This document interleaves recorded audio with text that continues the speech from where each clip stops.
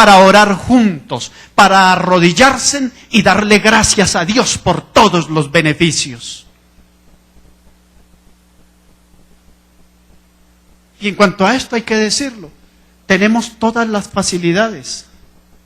El pastor de feligresía, nuestro hermano Luis Eduardo, está trabajando duramente para que se establezca un devocional familiar semanal, ¿verdad, pastor?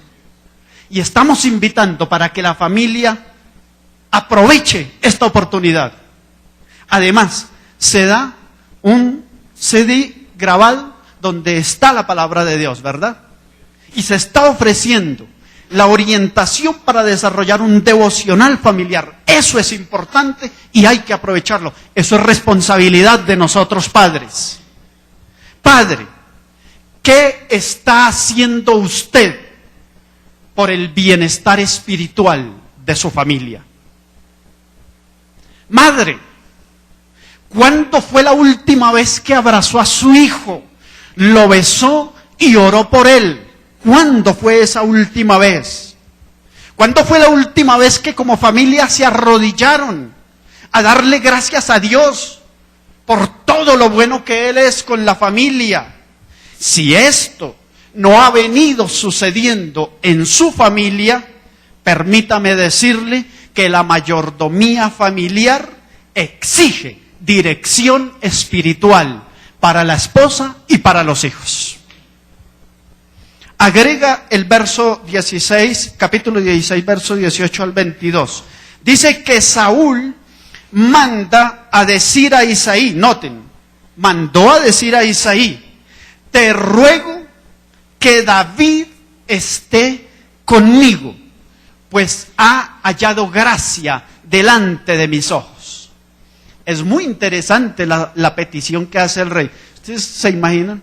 El rey haciendo esa petición a un hombre común y corriente, porque Isaí era un hombre común y corriente, pero un hombre común y corriente que sabía que era autoridad, que sabía que era dirección en su casa y que sabía que era ser ese jefe representante en la casa. Y por eso Saúl le manda a decir, te ruego, permítame que David esté conmigo, porque ese muchacho ha hallado gracia delante de mis ojos. Eso es interesante, pero más interesante es hacernos la pregunta, ¿y por qué es que David halló gracia delante de los ojos de Saúl? ¿Por qué? ¿No se ha preguntado por qué? Mire, la respuesta es esta. Una, sabe tocar. Eso está ahí en los versos que le dije, en el verso 18 y en el verso 22. Primero, sabe tocar. Era un músico espectacular. Además, era valiente, era hombre de guerra, pero no solamente era hombre de guerra, sino que era prudente en sus palabras. Y qué hermoso, además, Jehová estaba con él.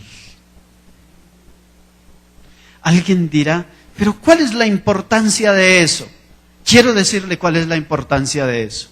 Esas son las características de un joven educado, formado y además estructurado para asumir la vida con responsabilidad y con decoro. Toda sociedad tiene valores y virtudes que en su conjunto conforman el ideal de hombre educado. Las virtudes que posee David son las características de la persona educada en la sociedad israelita del Antiguo Testamento. O sea, la descripción de que es valiente, de que es prudente en sus palabras, que es hombre de guerra y todo esto, no simplemente es una descripción de la persona, en el fondo está diciendo, es un hombre íntegro, educado y capacitado para enfrentar la vida con seriedad.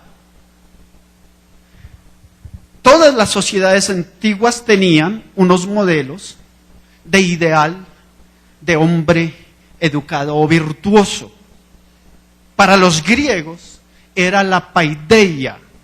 La paideia es el conjunto de valores y virtudes positivas que engrandecen y ennoblecen al hombre para vivir en sociedad, pero a la vez para ser una persona útil y servir como un ser político en la polis o ciudad.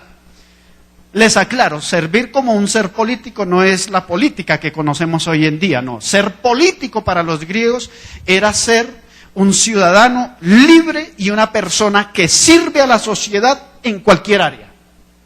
Y todas esas virtudes se reunían en algo que los griegos conocían como la paideia. Fue Isaí quien transmitió esta educación a su hijo David, pues en esa época no se contaba con instituciones como escuelas, colegios o universidades como se hace hoy en día. Por lo tanto, puede entenderse que la educación que recibió David fue lo que le transmitió su padre, porque en esa época quien educaba a los hijos eran los padres. El papá y el sacerdote se encargaban de la educación del hijo varón y la mamá se encargaba de la educación de la hija en los quehaceres de casa. Y todo eso era lo que estaba pasando con este muchacho.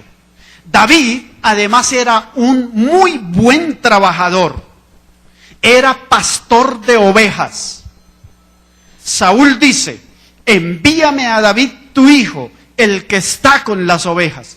Mire, usted analiza el capítulo 16 y capítulo 17, ese David era un hombre educado, pero era un hombre trabajador, teso trabajador, duro trabajador. Era un pastor de ovejas. En esta época equivaldría a ser un ejecutivo, quién sabe en qué. Sí, porque es que esa era una cultura agrícola pastoril.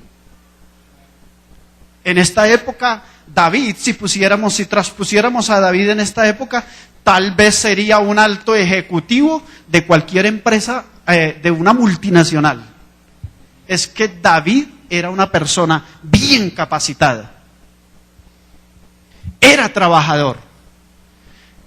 Tanto que Saúl lo reconoce: envíame a David, el que está con las ovejas. Y cuando los muchachos, los hermanos de David, van a la guerra, porque esa era otra parte de la educación, cuando van a la guerra, ¿sabe qué hace Isaí? Dice David: venga por favor, vaya, busque a sus hermanos y por favor verifique cómo están. Por favor verifique que sus hermanos estén bien. Y además lléveles estos quesitos, estos granitos, lléveles esta miel, lléveles esta comidita, ellos necesitan. ¿Sabe qué hace David? Dice: se fue, pero llamó a alguien y le encargó las ovejas. Era un hombre responsable. Era un hombre que había adquirido el sentido del trabajo, pero el sentido de la responsabilidad. Isaí fue un gran mayordomo familiar que educó, enseñó a trabajar y a ser responsables a sus hijos. Tercera vivencia: la mayordomía familiar exige provisión para la educación de los hijos. Amados padres, cuando ustedes hicieron familia, debieron tener en cuenta la educación de los hijos que vendrían en el futuro. Es responsabilidad de los padres, muchachos que se van a casar, que están en proyecto, que están comenzando su matrimonio, es responsabilidad de los padres hacer provisión para proporcionar a sus hijos una educación de acuerdo a sus posibilidades. Ofrecer una buena educación a su hijo, a su hija, es darle una buena posibilidad laboral para el futuro. Negarle la educación a su hija, a su hijo, es también cerrarle las puertas laborales en un futuro. Es responsabilidad nuestra. Mayordomía es hacer un esfuerzo para equipar a los hijos con los saberes y las herramientas para encarar el futuro. Pero óigame bien, también mayordomía es apropiar a los jóvenes en los saberes y virtudes del alma